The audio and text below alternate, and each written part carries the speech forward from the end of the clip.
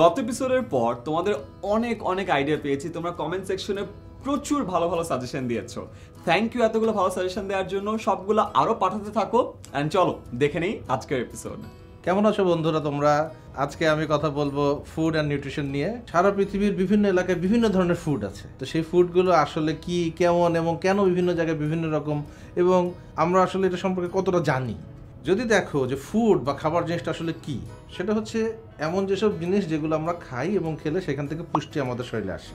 এবং পুষ্টি কি পুষ্টিকর উপাদান আছে, যেমন কার্বোহাইড্রেট, প্রোটিন, ফ্যাট থাকে, ভিটামিনস থাকে, মিনারেলস থাকে, পানি আছে। তো সেইগুলোর ভিতরে কার্বোহাইড্রেট এগুলো আমাদের শক্তি দেয়, প্রোটিন আমাদের বডি বিল্ড করতে খুব হেল্প করে, ফ্যাট আমাদেরকে অনেক এনার্জি দেয়, যাতে করে বেশি ফ্যাট হলে আমরা যা এনার্জি ওখান থেকে পাই সেটা দিয়ে আমাদের অনেক কিছু করতে পারি। আবার ভিটামিনস, মিনারেলস কিন্তু আমাদের অনেক দরকার, কারণ হচ্ছে ধরো আমরা যদি ভেজিটেবলস, ফ্রুটস এগুলো খাই, তাহলে সেখান থেকে যে ভিটামিনস, মিনারেলসগুলো আসে এগুলো আমাদের শরীরে অনেক প্রয়োজনীয়। আবার বিশেষ করে আমাদের যেন রোগ প্রতিরোধ ক্ষমতা বাড়ানোর জন্য এরা খুব হেল্প করে। এখন দেখতে হবে যে বিভিন্ন দেশে যে বিভিন্ন ধরনের ফুড তারা খায়, এটা কত ভ্যারি করে। ধরো আমাদের দেশে আমরা কি করি, আমরা ভাত, মাছ, শাক, সবজি, তরকারি এগুলো বেশি বেশি খাই।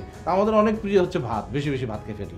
কিন্তু দেখো আবার যদি অন্য অন্য দেশে যাই, ধরো আমেরিকা, নর্থ আমেরিকা, কানাডা এইসব দিকে যাই, ওরা অনেক অন্য ধরনের ফুড খায়, যেমন বার্গার, ফ্রাইস এগুলো বেশি বেশি খায়, ফ্রাইড চিকেন এগুলো আমাদের বাংলাদেশে এখন অনেক বেশি পাওয়া যায়, ফাস্ট ফুডের দোকানগুলো আছে সেখানে আমরা খাই। আবার ধরো ইউরোপে কী হয়, ইটালিতে কী হয়, ইটালিতে যেমন পাস্তা খায়, পিৎজা খায়, আমাদের দেশেও পাওয়া যায়। ইথিওপিয়াতে একটা জিনিস খায়, সেটার নাম ইনজেরা।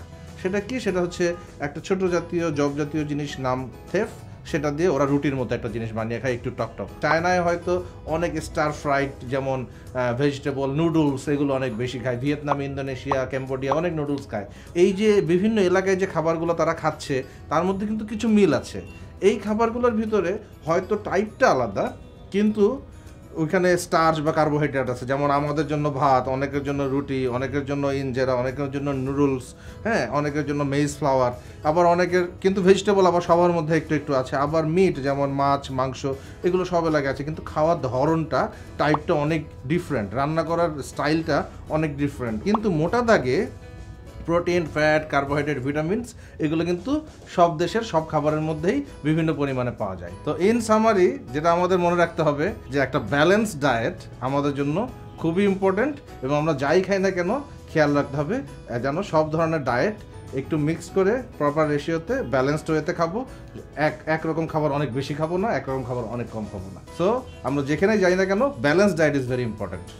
আই গেস অনেকগুলো হ্যাকসের আইডিয়া পেয়েছো। এই হেলথ হ্যাকগুলো তোমার লাইফে কাজে লাগিও। অ্যান্ড এর ব্যাপারে যদি কোনো কোয়েশ্চেন থাকে অর কোনো সাজেশন বা আইডিয়া থাকে, প্লিজ নিচের কমেন্টে জানাও। এবং তোমাদের মধ্যে যে বেস্ট আইডিয়া বা বেস্ট সাজেশন দিবে, তাদের জন্য রয়েছে আকর্ষণীয় পুরস্কার।